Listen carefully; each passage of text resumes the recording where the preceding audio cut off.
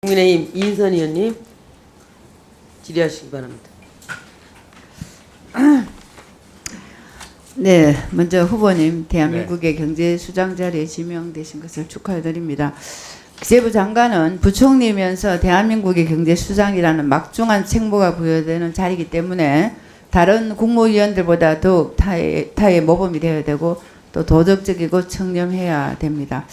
청문회가 시작되기 전에 언론에 겹치기 건무다, 예산 갑질이다, 부적절한 특별 보좌다, 부동산 농지 이런 등등등 의혹들이 많이 줄지어 나온 것에 대해서는 안타깝게 생각합니다.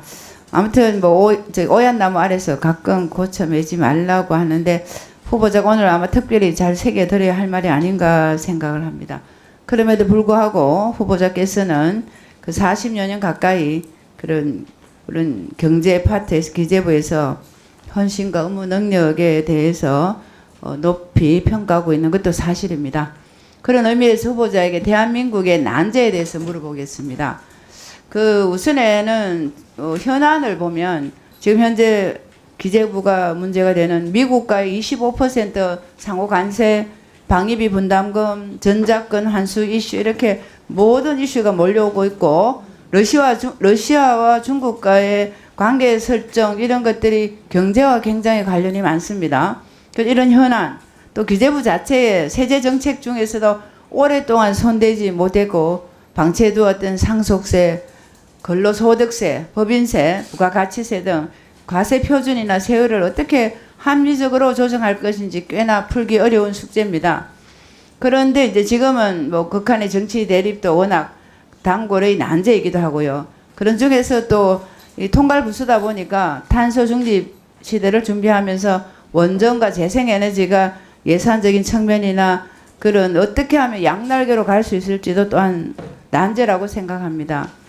그런 가운데 또 사회적으로는 저출생, 고령화 이런 문제들이 종합적인 문제가 있습니다. 그래서 이런 대한민국의 경제가 가장 풀기 어려운 난제가 많은데 결국은 후보자께서는 주식회사 대한민국을 만들어서 잘 해보겠다고 하셨는데 지금 이제 생각하시기에 이 난제 중에서 가장 어려운 난제가 뭐라고 생각하십니까? 진짜 그 난제가 너무 많습니다. 진짜 너무 많아가지고요. 저출생 고령화도 이슈죠. 기후 변화에 대한 대응도 되고 있지 않죠. 또 국내적으로는 경쟁력 약화돼가 있죠. 그다음에 양극화가 너무 심해가지고요. 진짜 어려운 계층이 자꾸 늘어나는 문제 있죠. 노인 문제 있죠. 청소년 문제 있죠. 장애인 문제 있죠. 맞습니다. 너무 난제가 많고요. 아마 가슴이 무거우리라고 생각을 합니다. 그 중에서도 이제 본인이 생각하기에는 본 의원은 이 중에서도 제가 생각하는 양극화 문제가 가장 문제가 되는 게 이 부동산이라고 저는 생각을 하고요. 그 진보 정권만 출범하게 되면 항상 부동산이 오르면서 양극화가 심해지게 됐다고요. 그래서 지금 이번 정부도 특히 최근에 이제 부동산 문제가 일어나면서 그야말로 초양극화로 지금 가지 않냐 하는 우려가 있습니다.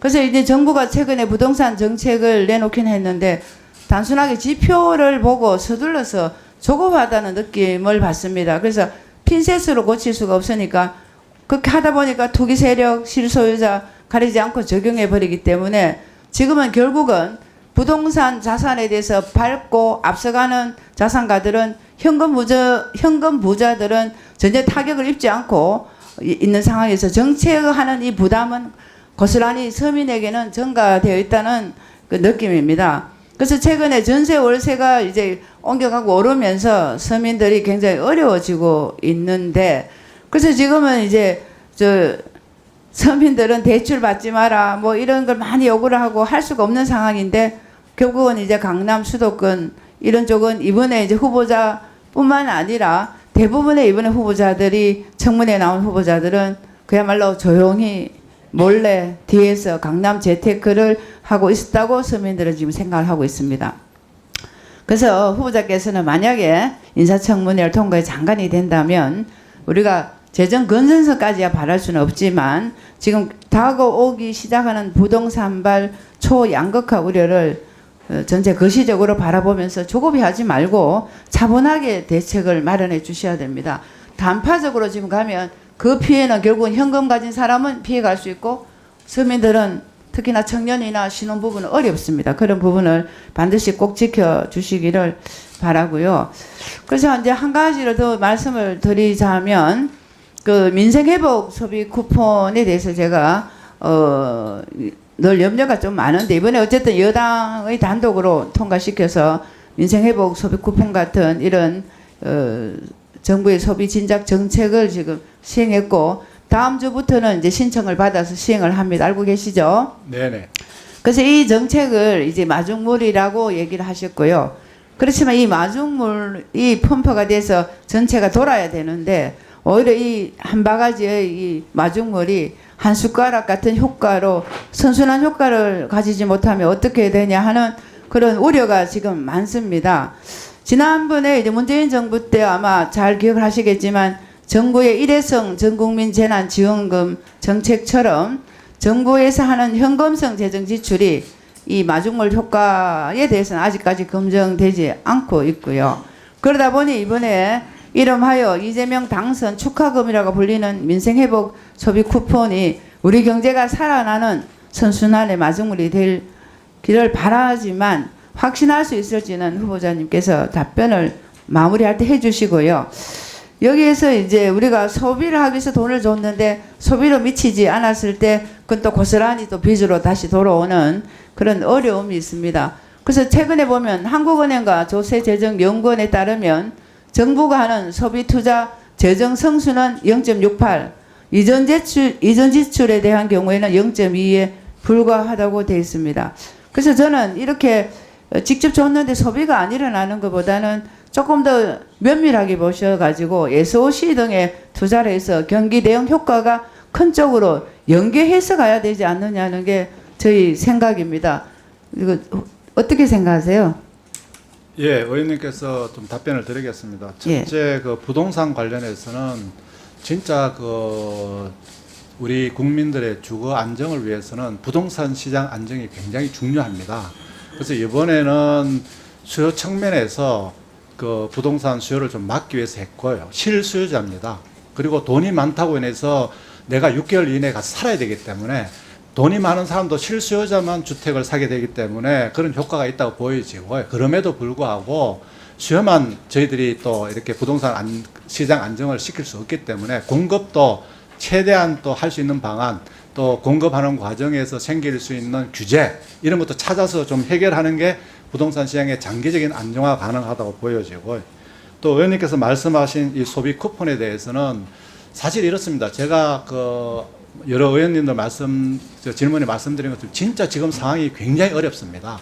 소비, 투자, 그리고 수출, 그다음에 성장률도 0% 내로 굉장히 어렵기 때문에 이런 상황 하에서 소비 쿠폰을 통해 가지고 진짜 지방에 가보면 이렇게 거의 이제 진짜 굉장히 어려워서 이제 도저히 못 견디겠다 하는 우리 국민들이 많습니다. 이분들에 대해서 일단 좀 당장 좀 견디낼 수 있게 하자. 근데 이걸 SOC로 주면 시간이 오래 걸립니다. 이게 돌아서 돌고 오는데 안 되니까 저희들이 이분들한테 시간 회임을 줄이기 위해서 좀 진짜 이게 싸줘서 이분들이 좀 진짜 체력을 해가 당장 이렇게 넘어지지 않도록 하겠다는 그런 목적을 했다는 말씀을 드리고, 저는 이런 단계적인 걸 통해서 소상공인들이 조금 숨을 쉬게 하고 여기에다가 소상공인들에 대해서 업종별로 경쟁력 제고를 하게 하고, 또 그 다음에 단순하게 무슨 이렇게 돈 주기보다는 R&D를 통해 가지고 뭐 맛있는 음식을 만든다든지 뭘 경쟁력을 높일 수 있는 쪽으로 해서 장기적으로는 경쟁력을 갖도록 해서 이런 식의 지원보다는